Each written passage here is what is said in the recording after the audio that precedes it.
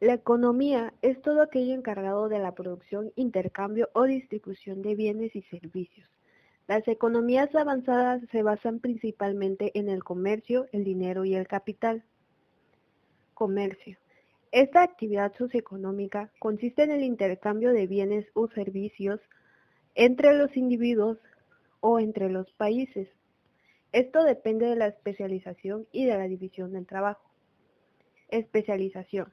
Nos referimos a la capacitación de los individuos y de las empresas para que se haga un notable incremento económico, haciendo muy buena producción e intercambio de productos para sustentarse.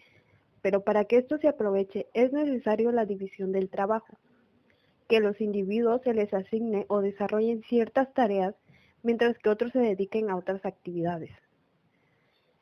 Y de esta manera se obtengan rápidos resultados y así aumente la productividad de sus recursos. El dinero. Actualmente, el dinero es la principal forma de pago para el intercambio de bienes y servicios entre los individuos y países. El dinero es sumamente importante, pues facilita el cobro y pago de transiciones.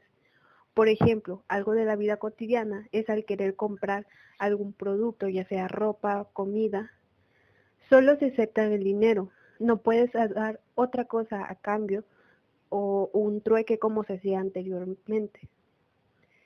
Pero es sumamente importante y necesario saber cómo manejar el precio del dinero, porque este puede salirse de control y en casos desagradables perder su valor y dañar la economía del país.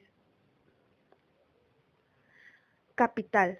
Se refiere a los factores de producción, es decir, aquellos recursos que permiten la elaboración de productos de la economía, como los edificios o las maquinarias. El capital es uno de los 3 factores de producción, siendo los otros 2 factores primarios, como la tierra y el trabajo. El capital por lo regular es de propiedad privada. Por ejemplo, las tierras en donde se encuentra pertenecen a alguien, las máquinas a una empresa o una persona. Y estos dueños, por así decirlo, son los que deciden cómo trabajarlas, pero siempre con un límite que establece la sociedad. El papel económico del Estado.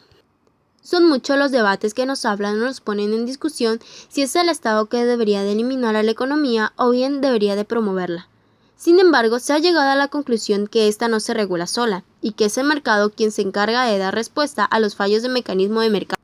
Cuando hablamos de fallos de mecanismo de mercado, nos referimos a la excesiva contaminación, al desempleo, a los extremos de riqueza y a los extremos de pobreza. El Estado tiene 3 funciones en particular, y estas son la eficiencia, la equidad y por último la estabilidad y crecimiento macroeconómico,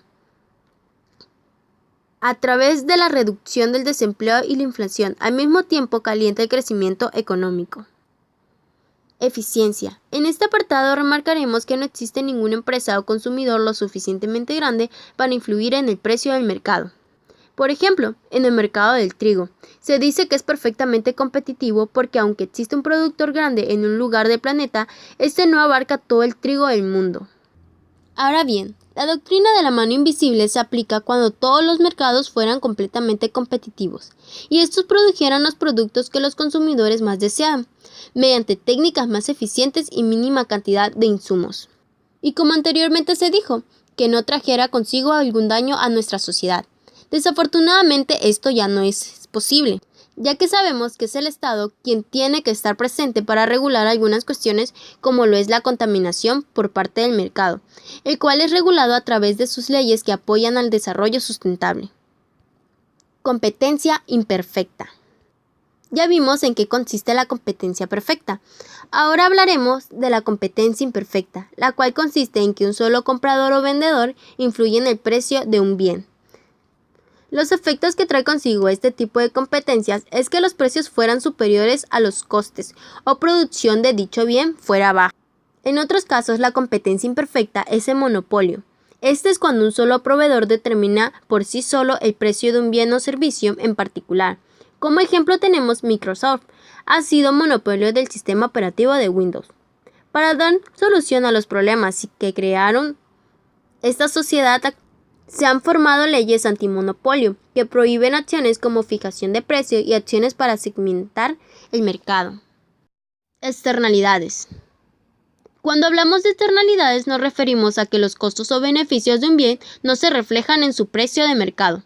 En otras palabras, las externalidades son aquellas actividades que afectan a otros sin que éstos paguen por ellas o sean compensados. Como ejemplo de externalidades tenemos a los aeropuertos, que no compensan a las personas que viven a los alrededores y son perturbadas por el ruido que éste emite. Bienes públicos. Anteriormente les hablé de lo que son las externalidades. Bueno, pues estas se dividen en dos grandes grupos. Las negativas, como es el ejemplo del aeropuerto, y las positivas, que son las que brinda el gobierno, como lo son los bienes públicos, que todos pueden disfrutar y es imposible impedir que alguien los disfrute. Ejemplo de esto es el ejército, la construcción de una red de autopista, etc.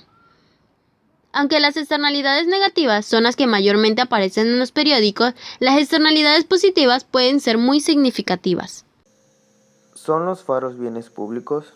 Algunos bienes pueden alternar entre ser bienes públicos y privados, dependiendo de las circunstancias. Un ejemplo es un espectáculo de fuegos artificiales. Es un bien público si se realiza en un lugar con muchos habitantes.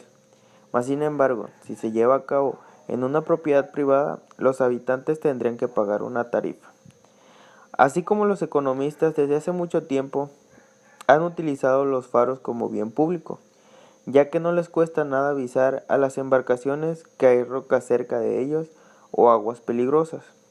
En algunos casos, los faros suelen ser un bien privado, ya que esto se da cuando el dueño del faro, en lugar de cobrarle al capitán del barco, le cobra al dueño del puerto, y si no paga el dueño del puerto, lo apaga y el capitán evita esos puertos. Equidad. La equidad se puede definir como una valoración equitativa entre elementos que son sometidos al juicio, sin importar las diferencias del sexo, sector económico o religión. Esta defiende las condiciones y oportunidades, sin distinción para todas las personas. Imaginemos que la economía trabajara en perfecta equidad, aunque el sistema de mercado funcionara perfectamente, podría todavía traer un resultado defectuoso, puesto que los mercados no producen la necesaria distribución justa del ingreso. Una economía de mercado puede producir unos niveles de desigualdad de ingreso y consumo inaceptable para el electorado. ¿Se anticipa el ocaso del estado de bienestar? El ocaso del estado de bienestar es una consecuencia del intervencionismo de los estados y para eso se analiza el nuevo ideal y los 5 gigantes que forman parte del estado de bienestar, que son educación, estado social, sanidad, vivienda y pensiones.